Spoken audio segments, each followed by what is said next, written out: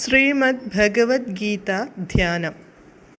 നാരായണം നമസ്കൃത്യ നരം ചൈവ നരോത്തമം ദേവീം സരസ്വതീം വ്യാസം തതോ ജയമുദീരയേത്.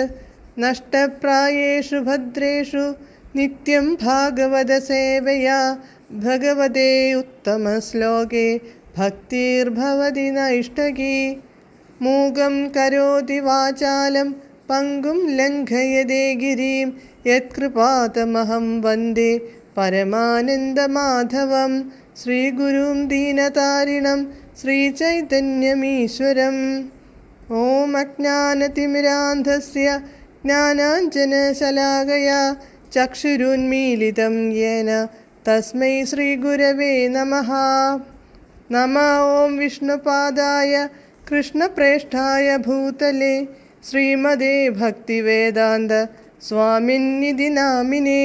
നമസ്തേ സാരസ്വതേ ദേവേ ഗൗരവാണി പ്രചാരിണേ നിർവിശേഷ ശൂന്യവാദി പാശ്ചാത്യദേശതാരിണേ. ജയ ശ്രീകൃഷ്ണ ചൈതന്യ പ്രഭു നിത്യാനന്ദ ശ്രീ അദ്വൈത ഗദാധര ശ്രീവാസാദി ഗൗരഭക്തവൃന്ദ. ഹരേ കൃഷ്ണ കൃഷ്ണ കൃഷ്ണ ഹരേ ഹരേ, ഹരേ രാമ രാമ രാമ ഹരേ ഹരേ. ഹരേ കൃഷ്ണ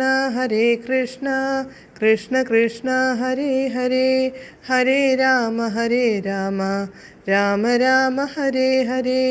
ഹരേ കൃഷ്ണ കൃഷ്ണ കൃഷ്ണ ഹരേ ഹരേ, ഹരേ രാമ രാമ രാമ ഹരേ ഹരേ. ഭഗവത്ഗീത യഥാരൂപം.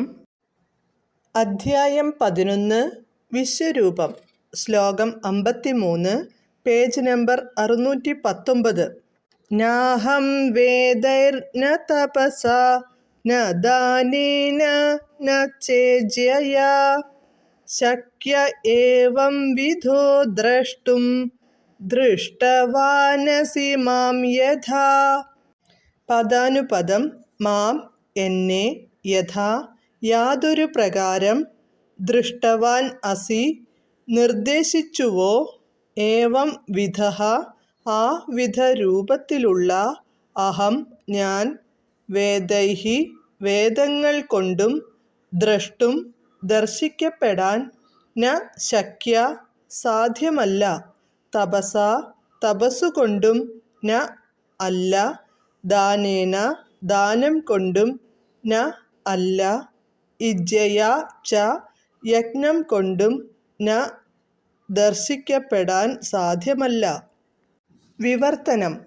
അതീന്ദ്രിയ ദൃഷ്ടിയാൽ നീ കാണുന്ന ഈ രൂപം വേദാധ്യയനം കൊണ്ടോ തപശ്ചര്യ കൊണ്ടോ ദാനയജ്ഞാദികളാലോ കൈവരാവുന്നതല്ല. അവയൊന്നും കൊണ്ടല്ല എൻ്റെ ഈ യഥാർത്ഥ രൂപം ഒരാൾക്ക് പ്രത്യക്ഷമാവുന്നത്. ഭാവാർത്ഥം.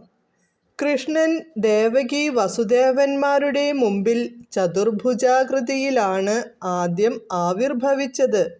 പിന്നീട് ദ്വിഭുജാകൃതിയിലായി. ഈ രഹസ്യം മനസ്സിലാക്കാൻ നാസ്തികർക്കും ഭക്തിസാധനയനുഷ്ഠിക്കാത്തവർക്കും പ്രയാസമാണ്. വ്യാകരണജ്ഞാനം കൊണ്ടും വെറും പാണ്ഡിത്യം കൊണ്ടും മാത്രം വൈദിക സാഹിത്യ പഠനം നിർവഹിച്ചവർക്ക് കൃഷ്ണനെ അറിയാനാവില്ല. പേരിനു വേണ്ടി ക്ഷേത്രങ്ങളിൽ പോയി കൃഷ്ണനെ ആരാധിക്കുന്നവർക്കും അങ്ങനെ തന്നെ. അവർ ക്ഷേത്രത്തിൽ പോയാലും കൃഷ്ണൻ്റെ യാഥാർത്ഥ്യമറിയാറില്ല. ഭക്തിപൂർവകമായ സേവനം കൊണ്ടേ കൃഷ്ണനെ അറിയാൻ കഴിയൂ.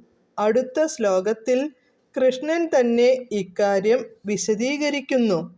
ഹരേ കൃഷ്ണ.